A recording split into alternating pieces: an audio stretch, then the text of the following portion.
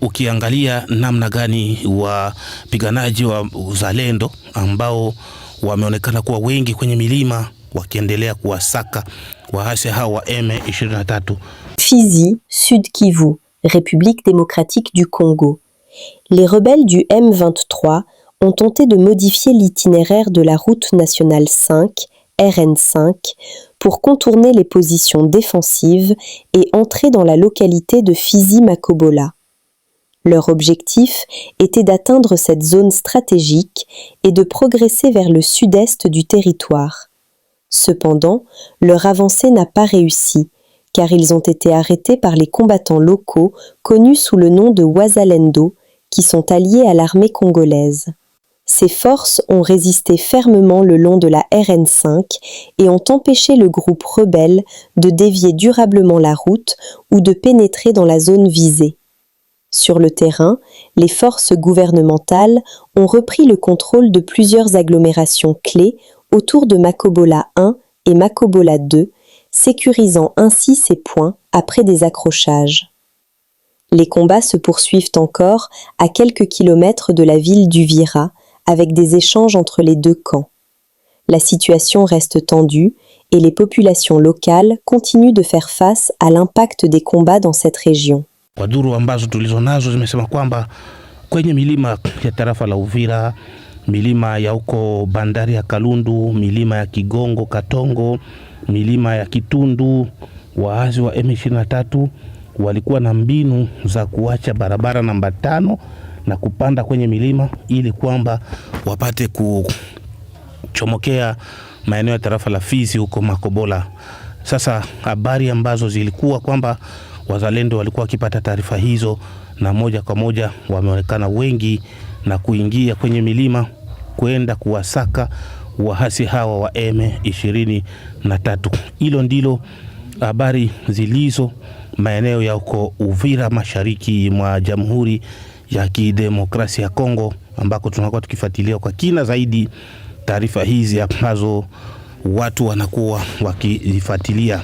Watu wanajiswali nani kwa sasa anakuwa akionekana ndani ya mji wa Uvira. Ni kwamba taarifa ni kwamba tangu majuzi raia wa mji wa Uvira wanakuwa na wasiwasi, na wasiwasi huo unawafanya kwamba wao waendelee kusubiri kuona ni wanani ambao watakuwa wameshika tena mji wa Uvira. Lakini ukiangalia kwa sasa mji wa Uvira unakuwa katika wasiwasi. Muda wote huo FARDC pamoja na wazalendo wanaweza wakaiteka mji huo na wanaweza wakaonekana maeneo hayo, kwa sababu wamekwisha kuyazingira, wamekwisha kuzingira mji huo kama gisi wanakuwa wakizungumza. Na taarifa hizi zinasema kwamba wapiganaji hao wazalendo wakishirikiana na FARDC wanakuwa tayari wakionekana maeneo mbalimbali ambako mji wa Uvira unakuwa na bomo ambazo zinakuwa zikitumiwa na drone, zilikuwa zikifanya kazi leo kwa kuweza kutafuta mitumbwi ama vedette za hawa waasi wa M23 ambazo zilikuwa zikifichwa katika hali ya kuweza kutumiwa kwenye ziwa Tanganyika. Lakini hali hiyo zimeweza kubomolewa ama kuunguzwa hii leo kunako zana nzito hizo ambazo zimesikika kama gisi duru zetu zimeweza kusema taarifa hizo. Hawa ndio wa FDC kabisa. Mkongomani yeyote aliyetumika na Kagame, ambaye alisaliti nchi ya kwake, na wasi kwa muda huu mujisalimishe mapema. Mujisalimishe kwa wazalendo sana sana, kwa sababu ndio ninaamini sana wazalendo, na kuko wengine wa FARDC ambao mimi naamini ambao wenyewe wakukua mu RCD. Hapana, wale kabisa hao ndio mimi nawaambia mujisalimishe kwao, kwa sababu mambo inatawaka Bukavu, inatawaka Goma. Kagame hata waruhusu muingie kwa nchi ya kwake. Ndio hivyo, ndio shetani, hivyo ndio shetani anatumikaka, ndio matabisha yake. atawaua na nyinyi. Sasa mjisalimishe kwa serikali mapema, okay? Guerre du M23. La population de Walikale dit non aux rebelles rwandais du M23 et son allié, le Rwanda, dans ce territoire. Instant Walikale. Marche populaire de soutien aux forces armées FARDC et les jeunes Wazalendo contre l'agression rwandaise.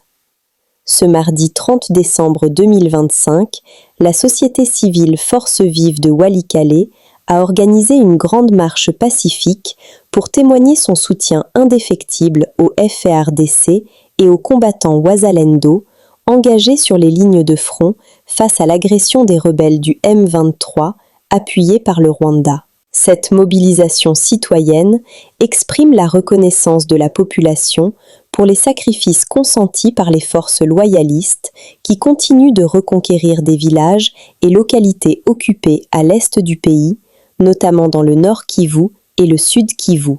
Les manifestants ont lancé un appel à l'unité nationale et à la solidarité autour des FARDC, affirmant que la libération totale du territoire est une cause juste et patriotique. Le peuple congolais, dans son ensemble, reste debout contre toute tentative de balkanisation. La marche a chuté au bureau de l'administrateur policier du territoire de Walikale, où un mémo a été déposé à qui de droit. Vyake vyote ndani ya mtaa wa Walikale tunaendelea kupinga na tunasema hapana M23 mu territoire ya Walikale en particulier et en général à la République démocratique du Congo.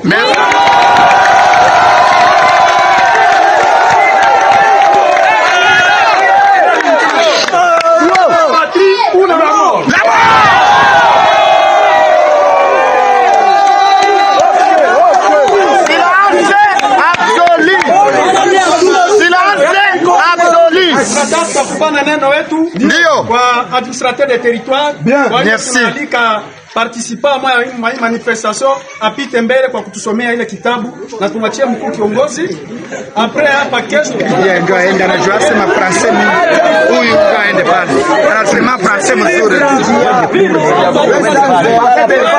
silence absolu hatuna neno ya anajua sema mjambo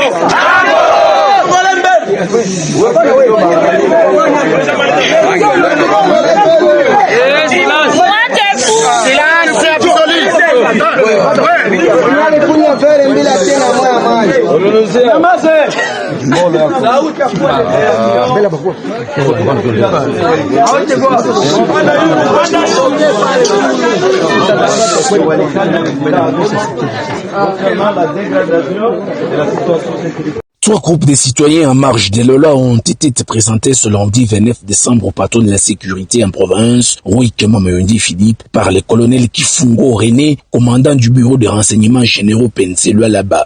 Témoin de l'événement, général Roger Issio, commissaire provincial divisionnaire PNC. La première bande était composée de 13 meneurs de troubles au quartier Kapata et Musonoi qui s'attaquent régulièrement aux travailleurs de différentes sociétés et lancent des injures envers les autorités dans des réseaux sociaux. Quant à eux, Roy Mayundi Philippe a demandé leur transfert au parquet où ils seront jugés et transférés en prison pour purger leur peine. Mais on a lancé appel pour les petits délinquants, on a insulté l'autorité de l'État sur les réseaux sociaux. Tout qu'on a mis ta fouta, tout est mieux qu'à hors d'état de nuire. Alors on a échantillon, tout n'a pas balé au capage. Mais on a omba la créseur bote, muikale kumanyumba yenu. Bale bakonda kutumika kazi, mwende mtumike kazi. Mwache fujo, bale bote barifanya désordre mu weekend. Tuko na mitafuta, tutamishika moya kwa moya. Merci beaucoup mon général. Continuez comme ça. Mettez de l'ordre comme vous l'avez toujours fait. L'autorité vous félicite, moi-même je vous félicite, je vous encourage à continuer sur cet élan-là. Donc mettez hors d'état de nuire tous ces petits bandits-là, arrêtez-les, transférez-les à la justice. La deuxième équipe fut celle des 8 civiques qui ont noyé des forces énergènes de la sécurité KCC qui les avaient roué des coups. Ce couple est reproché de meurtre et association de malfaiteurs. Ils méditent leur sort à la prison de Dilala en attendant la fixation de leur peine. La troisième écurie présentée ce jour est celle de 29 personnes arrêtées dans les heures tardives à Fungurume. Il est reproché à ces derniers de participer à l'association des creuseurs qui viole le périmètre de la société Tengue Fungurume Mining. Pour eux, les ministres Lolabé de l'Intérieur, Sécurité, Décentralisation, Affaires coutumières, Ouikamamoyundi Philippe a instruit la poursuite des auditions pour établir les responsabilités de chacun. Nous sommes arrivés à la fin de cette édition. Merci à vous de nous avoir suivis jusqu'ici. Si vous avez apprécié ces contenus, n'oubliez pas de vous abonner à notre chaîne, d'activer la cloche de notification pour ne rien manquer de nos prochaines vidéos. Likez et partagez cette vidéo. On se retrouve très prochainement. À bientôt.